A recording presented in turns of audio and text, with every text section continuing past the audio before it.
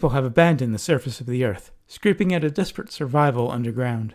Devoid of hope, mankind listens to zombie takeout, waiting for the end.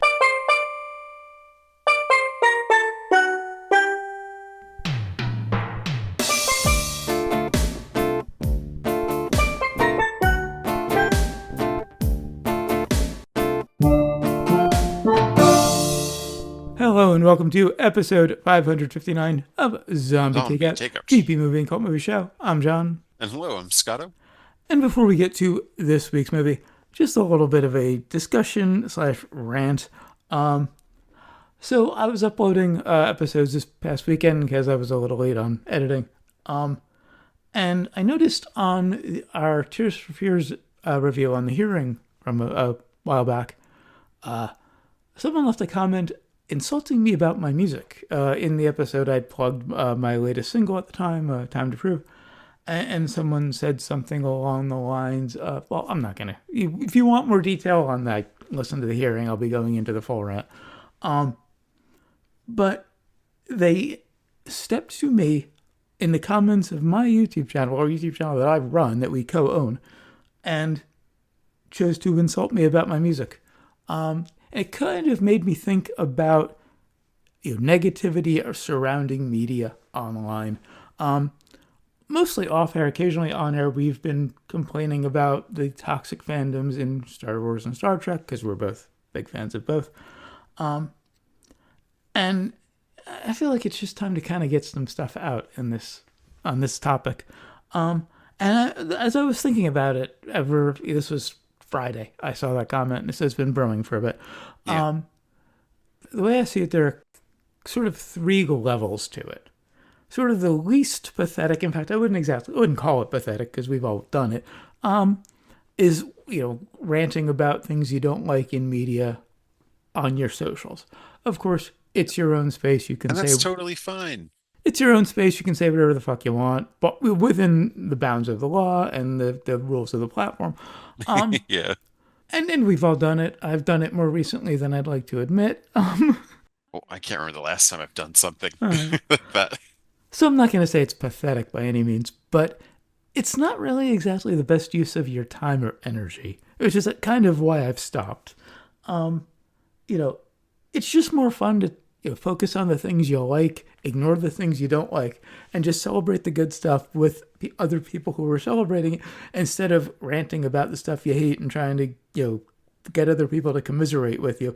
Would you rather, celebrate with a bunch of people or commiserate? I think most of us would rather celebrate the good stuff. But again, not problematic, not pathetic. We've all done it. And then there's the level of stepping to the people who make the stuff. Case in point. And by people who make the stuff, I mean the people making the actual creative decisions, actually crafting the thing, not the corporate overlords. That's the next portion. I mean, that's a little weird when you actually go, especially if it's an indie artist, know? Yeah. The actors of a TV show, the musician, a game designer. People have gotten, and I'm not going to call this harassment. This was one asshole being a little rude. And they've been muted, so that we won't be hearing from them again if they decide to continue listening after this one. Or actually, they've commented on The Hearing a few times. I don't know if they listen to ZTO. Oh, really? They won't be listening to The Hearing anymore, which I'm fine with. Well, at least I don't think so. They won't be able to comment anyway. Anyway, the people making the creative decisions don't care about negative opinions. People just want to, and yes, it's a human thing of I just want to hear the nice stuff, of course. But it's also, that's what's useful data. I mean, the creative person shouldn't care. Right. I mean, it should be more about what they're trying to get out, Mm-hmm. Yeah, absolutely. And, when I've noticed, I follow a lot of indie artists, indie musicians, and it's always, what are your favorite tracks? When they drop a new album. Not what is your opinion in general. Because the positive stuff is okay, these are the songs you like. This is the stuff I'm going to play live. These are the ones that are going in the set list. The ones that people like in aggregate. Negative opinions don't get you anywhere. Don't give the creatives anything. It's not going to discourage them, especially if they're pros. You I know? think once a creative starts trying to guess what Uh-huh. people want out of them, Exactly. then it ends that they cease to be a creative then, you Yeah. know? Uh-huh. Then they just become You're an some entertainer. sort of fast food, you know, Right, right. and Um, you know, mhm. entertainer, yeah. And there's nothing constructive about this because I think a lot of people think it's constructive criticism. Well, that doesn't sound like constructive criticism. I ran into this on Threads the same day, um, much in a much nicer way. Someone had asked to hear the music of the indies in the community. I mentioned this a lot on the hearing, but I don't think I mentioned it here. I'm part of a big community of indie musicians on Threads, so I posted my latest single, and they had said, great songwriting, but then suggested I buy a pop filter. Hmm. They were trying to be helpful. They were very polite about it. So I explained that I'm deliberately going for a very lo-fi kind of a thing. Incidentally, I wrote a big rant about the whole thing too on my Threads and my Facebook music page. If you want to read it, go look down that look below for links to my YouTube channel, and in those links you'll find a link to the rest of my links, and it's in there my Threads and Facebook music channel. It's a whole big long thing. It's not from a few days ago. It's not hard to spot if you want all of the details. Can't picture your work with a pop filter on it. Well, That it's that doesn't actually make any well, no, a sense. pop filter is like a thing that gets in. If you've seen the as to quote the Beastie Boys, the mic with the pantyhose. They say never rock the mic with Yeah, the pantyhose. That's the line. yeah, but it's that screen in front of the mic that stops, plosives and breaths and all of that sort of thing. Oh, okay, I see. I thought it was some sort of No, no, digital no, no, no. It's just filter that they were talking about. there's some on the latest single. There are some tongue clicks here and there, and some you can hear the uke moving on my chest. You can there's some extra noises. Um, I sometimes love the extra noises when so especially if it's a guitar, acoustic guitar. I mean, I was very very influenced by the debut album from Guided by Voices when we reviewed it, and that album is so lo-fi it sounds like the mics were in a different room half the time. So yeah, the way I explain this my sound quality that I'm aiming for is I want it to sound like a good bootleg. Right. So, but since we're Anyway, we're back doing on zombie takeout, yeah. Anyway, that was a we tangent. should get to Yeah, the back to the tangent, or back to the point. The third level. So stepping to the artist, utterly fucking pointless, and cruel if they're a new indie. Third level, stepping to the corporate overlords, if there are corporate overlords, which is where we get into Star Wars, Star Trek territory. That's just dickish and pathetic. It's it's fine if been you don't. weird. It's fine if you don't like the thing, but why are you trying to take it away from people who do like it? Bitch on your socials, fine. There are better uses of your time, but do you? But the other stuff, step into the creative, is utterly pointless, dickish. But if you want to get it taken away from everybody, go to therapy. Everything's like a sports team now, you know? Yeah, yeah. Like everybody wants the coach fired or the in this case the executive producer that's running it fired. Right, right. And they want And it canceled. yeah, they would rather see no material at all, you Than know, something they don't like. It is than something they don't entitled. like. It is entitled and arrogant and pathetic. And anyone who does that needs. I'll be nice and say needs therapy instead of saying what I want to say. I mean, for Star Trek, it's of course they don't seem to get the No, original series message. I no. mean, which they are still working with, you know. That's why Roddenberry's son has been a consultant with Yeah, all of this right. stuff, you know. I think Yeah, he would know more of what his father would want than what somebody, you know, yeah. that like the original series. Uhura was the first black woman in a leadership role on television, and now Kay was a huge fan of the show for that reason. When George Takei asked Roddenberry to make Sulu gay, he said he wishes he could do it, but the show would never get made.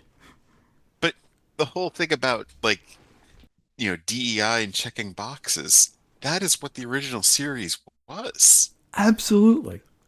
In fact, the story of Chekhov Hmm. was a Russian, had met Roddenberry and chuckled and said, "You've got everybody, but you have no Russians there." And Nice. so, In the middle of the Cold War. poof, season two, there's Chekhov that he Yeah. brings him in. Two birds with one stone because he Right. wanted somebody younger Uh-huh. in the Yeah. cast Yeah. too Yeah. to bring in a young audience. Right. Oh, just like Starfleet Academy, So Chekhov was the a original Wesley. younger audience. Yes. Yes, very much so, of course. He had the same hairstyle as like the monkeys. Uh-huh. It was all very conscious. Yeah. Yeah. Yeah. So you just don't get it. And Star Wars from jump has always been anti-fascist. Right. It's very, very tragic. Overtly. Well, you have a lot of people who Mhm. took the message the wrong way and fell in love with the fascists. Oh yeah, And true. how That's always a huge red flag to me. If you like the Imperials, right. I mean, they're the better dressers.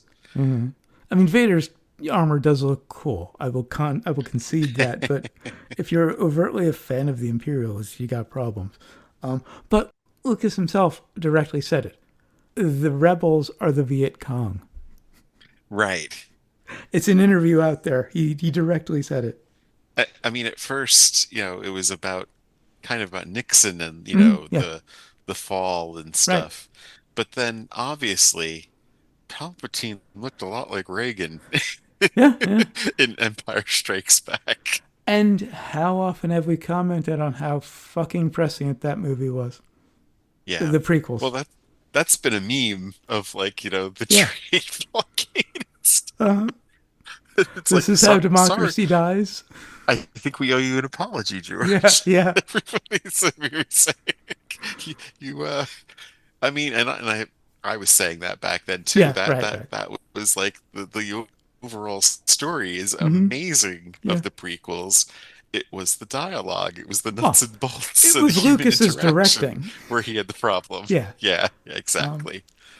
but yeah. So just complaining about it on socials, do you? But there are just better uses of your time. Why not celebrate the stuff that's just more fun? If you're stepping to the creators, you're wasting your time. You're annoying them. You're a dick. And if you're trying to get shit canceled, get your shit together. There's something wrong with you. Touch grass. Yes, to use the modern parlance. And finally, on to this week's movie after that rant, which is from 2010, Space Battleship Yamato. This is the Japanese live action adaptation of the classic anime. And of course, that brings us to the impromptu plot summary sponsored by the Wave Motion Cannon. I don't always put on my goggles, but when I do, it's to fire the Wave Motion Cannon. Also brought to you by Heroic Deaths. Use sparingly or not. I'll take this one for you. You go back, while you still have a choice.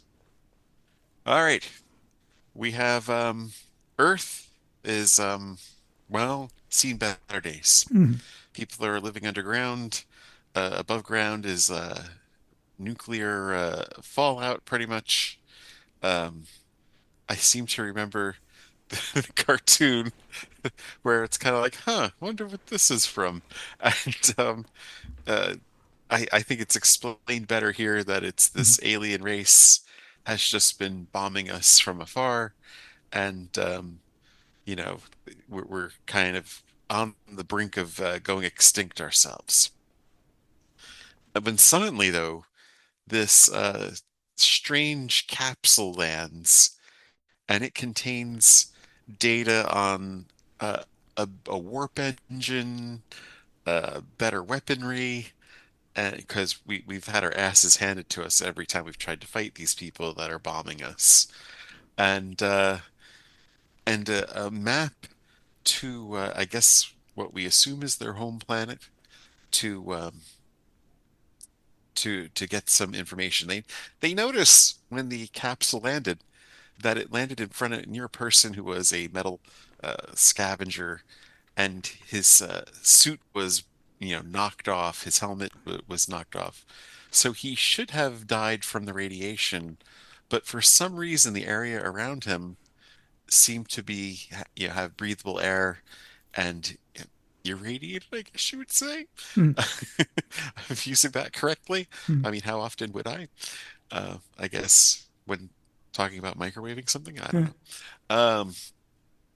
And of course, this scavenger turns out to be a former, um, I'm not sure what branch of the military they are, but whoever would, I guess, would be the Space Yeah. Force, It's like maybe? Earth Defense Force. It's Yeah, yeah. it's like Starfleet. It's kind of that general. I guess Navy would be the closest. Like Starfleet is overtly naval. This case, they do go out into space, so I think the Navy does kind of encapsulate it. Navy Right. has pilots. These guys really took the Star Trek, Mm, naval and space thing yeah. to the nth degree, including where they're using an old battleship. Incidentally, Metal Scavenger sounds like a band I would have listened to when I was 16. Hmm, that's not a bad name for a band, actually. So, in the American cartoon, of course, we had the name Derek Wildstar, Mm-hmm. but here it's just Kudai, and his brother had died defending our well, who we think is the main character at first, the captain of the ship, um, but instead, uh, it's really Kudai, of course, that is our hero, and he practically assaults the captain, or wants to at least. They Uh-huh. kind of have to hold him Yeah. back. Um, And then he Yet gets they decked they by his girlfriend. was that his girlfriend from the No, I beginning? don't think she was. They had a history, but I don't think it was romantic until halfway through the movie. Yeah, more on that in a bit. Okita is our captain, the old wise man who, I guess, kind of um, he talks everybody into this Mm-hmm. venture.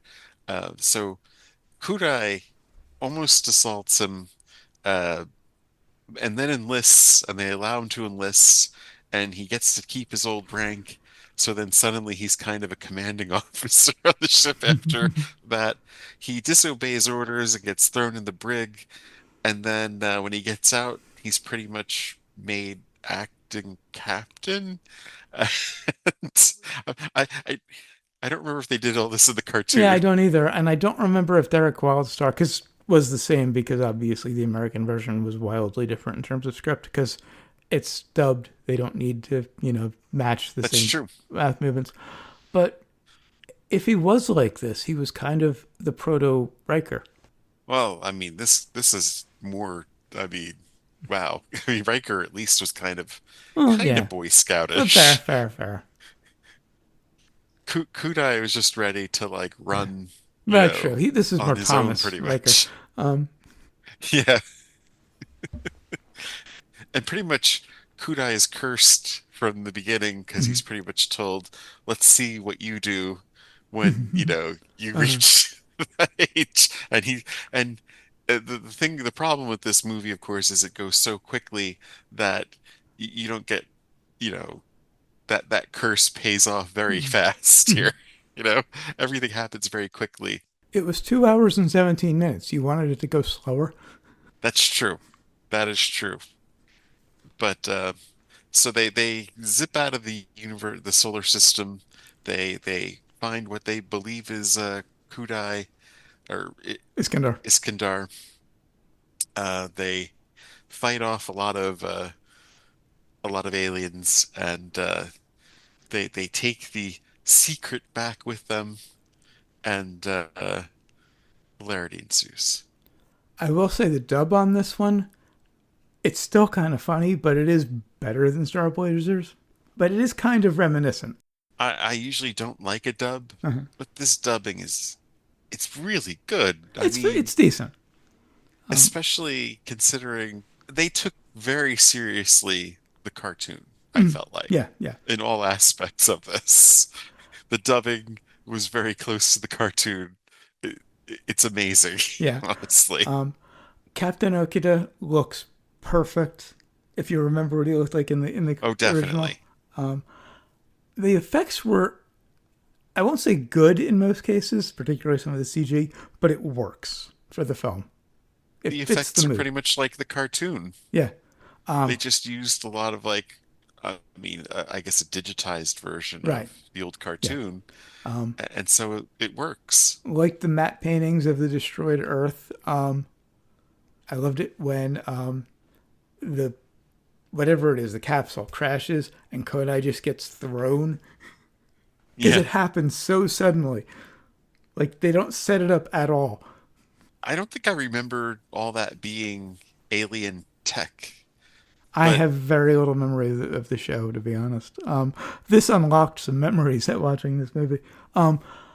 I will say for me, the cheese in this movie is part of the fun of it, part of the beauty of it. I think they got a little carried away though. Really. I liked Kodai's near death scene when he gets thrown and the mask comes off. Yeah. There's some nice inspiring music when Okita is asking to take the Yamada. They used a lot of the music from the cartoon, actually. I mean, Yeah, I was probably, yeah. impressed by that. They just took that score. And I just reflexively smiled as soon as they said Iskandar. I could not have pulled that name out of my memory, but as soon as I heard it, it was like Pavlovian. Should mention, we both grew up on Star Blazers. I'm willing to bet that when they first fired the wave motion cannon, we both mimed pulling the goggles down over our eyes. They did it so many more times in the Oh show, and yeah, I was it was kind a of whole feature. It disappointed. was a whole thing in the show. It had to be once an episode. Um, Well, also, no, there were some episodes that didn't happen, but oh, I mean, for okay. the most part, it did. Yeah, you're right. If it was very surprising, like they didn't fire the wave motion gun this episode. Nice, inspiring speech from the commander to the people of Earth about the mission, trying to get volunteers.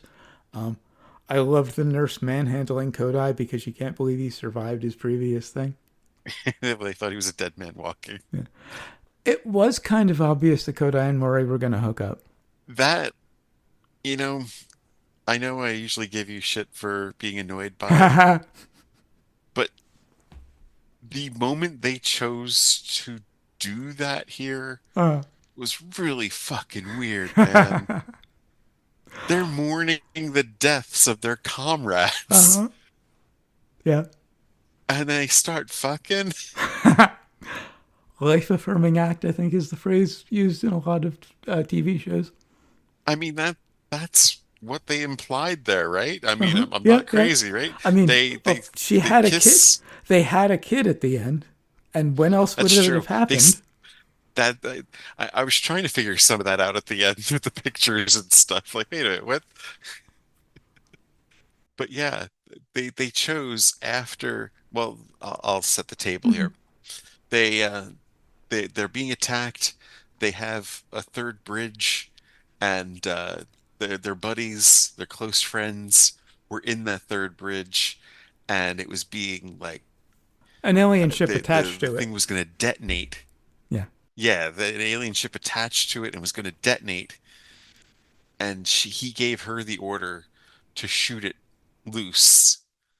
And he came to apologize to her for giving that order because I mean he's new to command, so it's kind of a strange thing for him to be giving such a life and death order. Mm-hmm. And of course, I'm sitting there thinking the aliens blew them up, not you, man. Like Right. what? I mean, it sucks that you lost your friends and stuff, and that's really sad. And just oh wait, they're fucking. Yeah, that was seriously weird. I didn't even think about that, honestly. I like the actual romantic subplot. It was not too heavy-handed. They had a history, you know, trauma bonding. It made sense. That's true. She was a fangirl Yeah. before he left. Uh-huh. Criticizing the timing of that scene makes sense, but in the overall scheme, I will say I got really emotional the first time they fired the wave motion gun, and I barely remember Star Blazers. I mean, the wave motion gun is what you remember from Yeah, Star of Blazers course. more than anything else. The wraparound shades aren't as cool as the goggles, but I'll take them. Yeah. But the Yamato looks so good. I mean, it's purely digital, of course, but it's just if that image is burned into your brain from childhood, seeing it on in live, it's quote unquote live action, will get you emotional. I mean, I think one of the funniest suspense moments that they Mm. tried to put in this was when the missile came before they launched the Yamato. Um, like, did it survive? And it's like, guys, it's 24 minutes into the movie. I mean, wouldn't it be the greatest head fake of all time of like, oh, the Yamato was destroyed. Now we need to figure out another way to get to Iskandar. Fuck. Now, something we were talking about off air just before we started recording was how many episodes there were in the original and like time between seasons and all of that sort of thing. And I have a bit of trivia. The original Space Battleship Yamato, the anime that, of course, this movie is based on, ran from October 6th, 1974 to March 30th, 1975, Which is insane to think about. which is about 2 seasons in anime But terms, at least modern anime terms. That's 2 seasons. That's fall and winter. but think about this pre-Star Wars, you Mm, know? oh, yeah. Yeah. Huh. I mean, I mean, it's this anime. is much more Yeah. Star Trek influence than Star Yeah, Wars. fair, fair.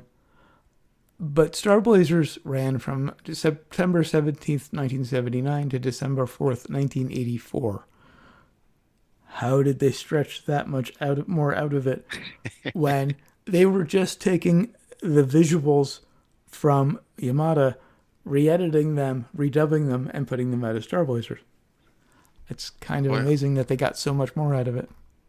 I also remember the countdown, of course, Mm-hmm. because at the end of each episode, they were on a set like time. There was a ticking clock for the whole show, the entire series. Mm-hmm. They only had Right, 365 right. days to get to Iskandar and back, or else Earth was going to be destroyed. Mm-hmm. So, in fact, there was some of it was like there are only this many days left, is how the episode would end. Huh. And sometimes it'd be like, hurry, Yeah, I'm vaguely remembering this as you're hurry, mentioning it. pleading with them to get back in time. Like there's some things like I remember the scene from the show Uh-huh. where they were about to leave, the communications range and they all had to say goodbye to their Mm-hmm. families. Right. That was in the cartoon. And of course it packed a lot more impact in a series that went on for multiple seasons Yeah, because they yeah. weren't going to be back for, you know, a few more seasons after that. That was like season one, I think. Mm-hmm. And it went on for all those other Mm-hmm. seasons and for them to come back. But doing that in a 2-hour movie doesn't make any sense. They were just doing it to give Kudai's story that he doesn't have anybody, which we kind of knew already. And just acknowledge the fact that, they were supposedly going a long way away and didn't know when they'd be back or if they'd be back. Yeah. Having the one crewman's son communicate with text during his goodbye was a really nice touch, some subtle Yeah. disability representation. And I like the way they juxtaposed Kudai's backstory with him, like sitting there and not having anyone to call because his parents were gone. And it's really funny? They they dead meated his digital assistant. Yeah, yeah. They usually do that for like, oh yeah, the best friend or whatever. Right. Well, I mean, that was You're all I've got, I man. mean, that was the role of Analyzer as digital assistant. Rolling back a touch, I liked the subtle shot of the graphic on the monitor when they went to warp. It was space time being warped by a planet that just kind of spiraled to show them going into Oh, to cool. warp. Mori so much comes off like a typical like shonen anime protagonist. If you've ever watched any kind of shonen anime like Naruto or One Piece or anything, it's that over enthusiastic, usually boy who thinks he's going to take over the world. Murray comes off like that so perfectly in this. I liked the dogfight when Murray was disabling the Gamillas. That's the evil aliens warp drive. There were some good I dogfights in keep this wanting movie. to call them the Gimlis. Ha! And even though we knew that Kodai and Mori were gonna make it back after her ship was disabled and he had to go rescue her, there was still some nice tension there. Um, Loved the maneuver to rescue her, basically have her ejected from her ship and then caught by his ship and brought inside. I didn't know that was something their ships could do. Hmm. When I saw them fold like that, I remembered it from the anime. That I know that was Oh, in the show. The ships kind of fold forward in a weird way, but it's very memorable if you've seen the original. Um, I loved rolling the Yamato to avoid the attack at one point. Just some holy. nice when they rolled the ship to kind of get it out of the way of the missiles. Oh, yeah. Yeah, that was just a really clever idea. Although when Mori is brought back, she's her heart isn't beating. She's pretty much well, not dead, but close to it. And Kodai is yelling at her, and in addition to like trying to massage her heart and all, chest compression, whatever you call that. Um, and I just can't help thinking yelling at her isn't gonna get her heart beating again. Live, damn it. Live. Well, and not even like when he's pressing on her chest. That's a cliche. It's fine. He was actually just yelling at her in between. Yeah. I get that he's emotional, but it's kind of silly. Um, I loved before he was thrown in jail or in the brig. He pulls out his gun. He's holding it, and they draw on him. He's surrounded by a bunch of people taking him to the brig, and he says, "I'm just trying to surrender it." Like he knew he was going to the brig. He's just trying to hand over his sidearm, and he's they're drawing on him. I'm glad that when Okita collapsed on the bridge, it wasn't like severely overplayed with like intense music and such. Yeah. He just kind of went over and they cut to him in the hospital, or It is in the one of the med rare unit. things where they showed some restraint. Yeah, I'm glad we got to see the Gamalas, the evil aliens, because I think in the show they were just blue people. Yeah, I really can't remember them honestly. I tried to They look for a still from the anime, and I yeah. just saw blue humans.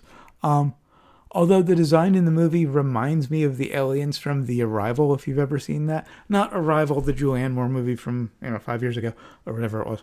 Um, I mean The Arrival, Charlie Sheen from the '90s. Oh yeah, yeah. Oh man. We did that one, didn't Yeah, we? we did. Okay. They look like the aliens from that. I love that movie, but it's interesting that they kind of stuck that close to the design.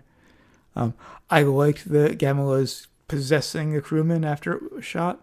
Like Yeah, they that shoot it, like its consciousness leaves its body in this like crystalline form, and it takes over a crewman, and like it attacks the ship through the crewman.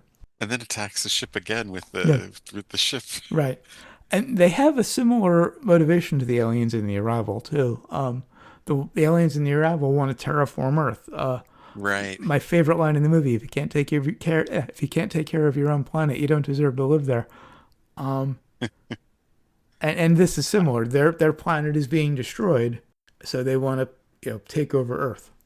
Yeah, I don't remember if that was a thing in the cartoon. I don't. I like I said, I have very little memory aside from the wave motion gun and some of the visuals. I don't remember This did any of the make me want story. to watch. This did make Yeah, me want to rewatch. I am gonna find it somewhere. I don't know where it's streaming, but oh, I don't, but the thing is, I don't know if I want to watch the American version or the original.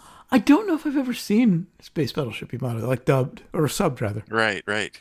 I don't know if I've ever seen the original. Um, I loved when Akita is handing over acting captainship to Kodai. He says, "I won't burden you with the illusion of choice." Yes, that was one of my choices for the intro. Like, I'm not gonna play you and make you think you have a choice in this. You're going to be acting captain. Well, well, because he lays the thing, case out, and he'll think about, you should do this. I think I want you to do this, and then, when he says no, oh, that's your answer. Well, I won't burden you with the illusion of choice. Then he just makes the announcement. He's the captain now. Which, if I were a crew member, You're like, what the fuck? This guy's a case. Why would you make him captain? Yeah. Well, he's the protagonist. They had the annoying fanboy, Right. fangirling Hmm. stuff, for crew members, Right. and I, I was totally with Maury of this, like, shut the fuck up, I guys. liked the head fake that the message from Iskandar might be a trap. It just showed some nice doubt at the last minute. Which, of course, I It mean that kind of that would was. be this the silliest trap ever. Like, here, I'm going to give you this technology to come to our trap. When it's just like you could have just given the technology that failed and, Yeah. blow up on the launch pad. Right. Right. But I liked how they kind of sowed doubt at the moment you think they're about to get the thing. And then they're saying that it wasn't real, but it was. Like, what? Well, the way they sold the mission was that Iskandar had this device that could clear all of the radiation. That wasn't strictly true. The message was from Iskandar. It was just coordinates to a place on the planet. And they noticed that Kodai didn't die of radiation poisoning. So they supposed that whoever sent this message could clear radiation, could cure radiation. It Right, was speculation. It happened to be true, but they didn't have a guarantee of a device. That was what right. that was And about.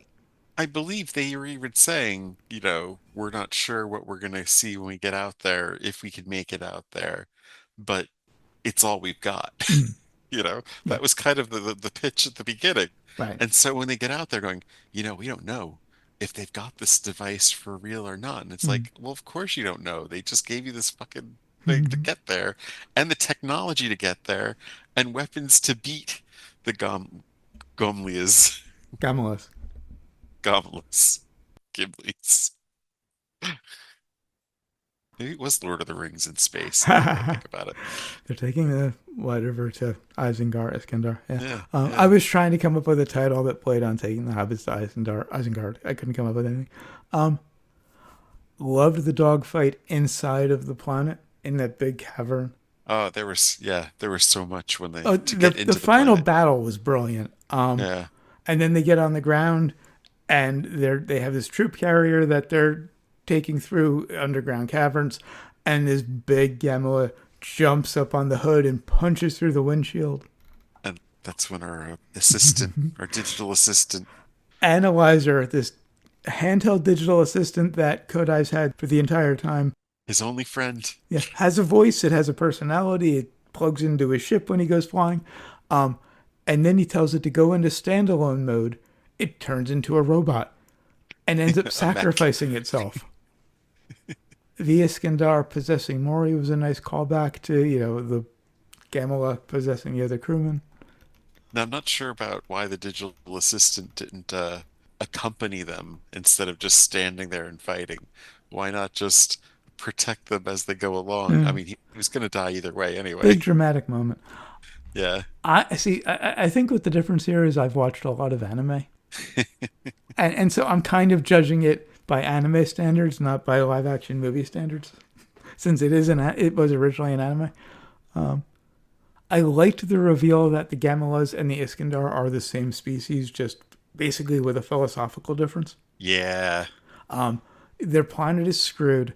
The Iskandar decide, okay, they're gonna just take it. They're gonna die. The Gamela decide, no, we're taking another planet so we can survive. Which I would have liked a little more diving into. Not that I wanted the movie to be longer, because the Gamela's approach is not necessarily wrong. I mean, it's wrong and it's not. It's wrong, but it's understandable. Yeah. Although, if they can terraform it, why go after a populated planet? Why not do Mars? Yeah. Why not be our neighbors? Why not take one of the, I'm sure, billions and billions of unpopulated planets, terraform that? If you can, make it work with whatever you need to breathe. It just doesn't make sense to go after a heavily populated planet. And how do they survive so close to the sun? Because think about it, they're so far away in their own planet, Uh-huh. and they can just go and live in a planet Oh that's yeah, like well that's the that much terraforming. closer to the Yeah, sun. fair, fair. I mean, well, yeah, you're terraforming it, but that's not going to change the distance to the sun, the heat. As much as I'm the guy who normally nitpicks the science, I'm really not inclined to do that with this one. That part of my brain just shuts off with a movie like this because I don't take it seriously as I, science fiction. I would love for that to have happened, and then they do like the Bull Shannon head slap. I I was like, why didn't they think of that? The sun's it's gonna be too hot there. like the nice dramatic deaths for the tech who blew up the Gamala's core and the guy guarding him. They just went full cheesy, like over dramatic death with those two. He just blew up the planet just in, the core of everything keeping the Gamala alive just in time. I will concede that the trip didn't seem to take that long. It was just like a few days. Right. It was just, I mean, the show was so dramatic and Yeah. so long. Mhm. And here it was just kind of like, all right, we're going and then we're coming back and then we're done. But the movie But is nearly 2.5 hours as it is. I'm not going to fault it for that. yeah, there's other parts they could have cut, I think. I Fair. think maybe, Um, the trip back, I don't know.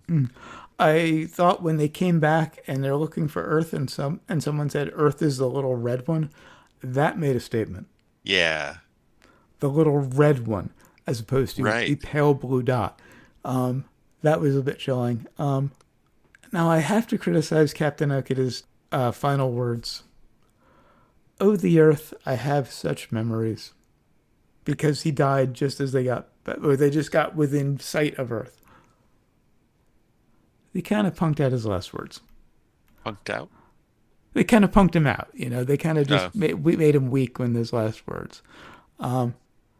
The attack from the Gamalas at the last minute, predictable but nicely dramatic. The chief had better last words than the captain. She may have taken quite a beating just now, but the old girl can still dance, referring to the wave motion gun. And there were so many moments. I think I got distracted before I was going to say this earlier. There were so many moments when I just wanted Spock to walk in and explain the good of the many outweighs the good of the few. You know, when they were talking about shooting the bomb off of the third bridge, 6 people died. The good of the many outweighs the good of the few. When Maury says, "What's the point of saving Earth if you're not going to be there with me?" Because of course Kodai sacrifices himself to save the rest of the crew. The that good of the many outweighs the good of the that few. could be one of the worst lines ever, I think. Like to really to just put it that petty, Yeah, yeah. you know, what's the point of the earth if you're not there with me? That is like, oh my God, Uh, that's that's a slap her across the face and say, snap out of it. uh, We're talking about the whole human race. uh. We've got a job to do. We came here to do something. Right. So I think it went off the rails for me towards the end Uh, when we were just awash with the heroic deaths uh. and the inspirational speeches. See, that stuff just went so into B movie territory that it just made it better for me. I had a blast with that stuff. I think they need to trim some of them.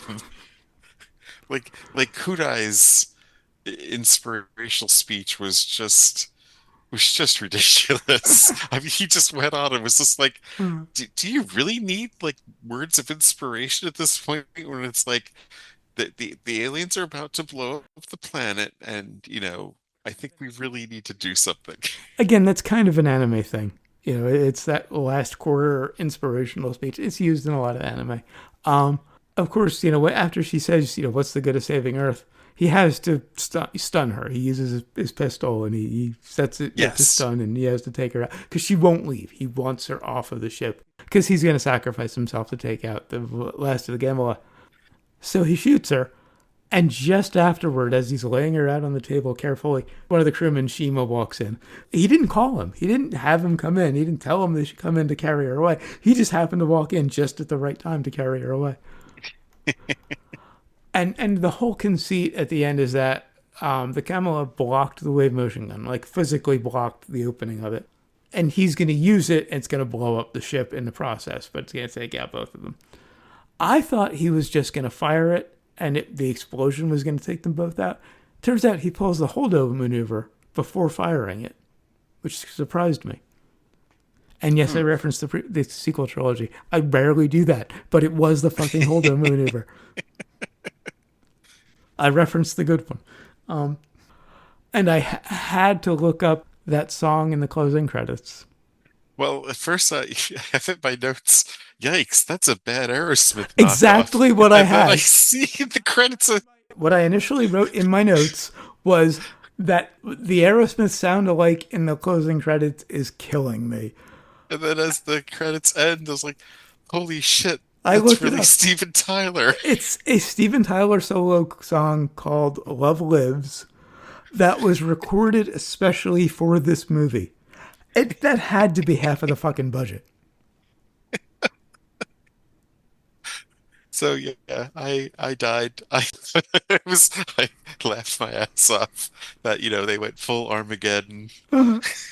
Like, if it was a sound alike, okay, I get the joke, fine. It's annoying, it's killing me, but okay, cute. No, they But really got actually fucking getting Steven fucking Tyler. Tyler, that actually makes it better to me that they actually paid up for fucking Steven Tyler. I don't know what to make of it, honestly. And the best part about all of it, there's a definitive ending. There is no room for Yes, sequels. that's They true. kill the captain. They kill Kodai. They blow up the fucking Yamato. It's a one and done. It can only be a one and done. So no sequels or remakes. So sequels and remakes. I mean, I would love to see someone do a live action series. Oh yeah, yeah. Ooh, Give this the Battlestar Galactica treatment. yeah.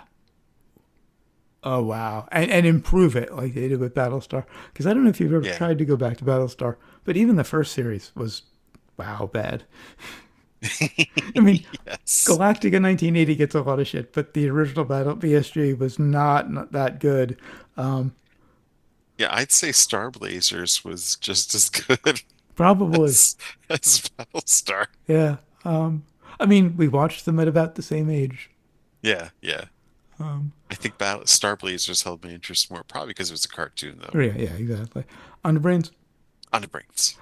I loved all the cheese and the absurdity because I was judging it by anime standards, not actual live action movie standards.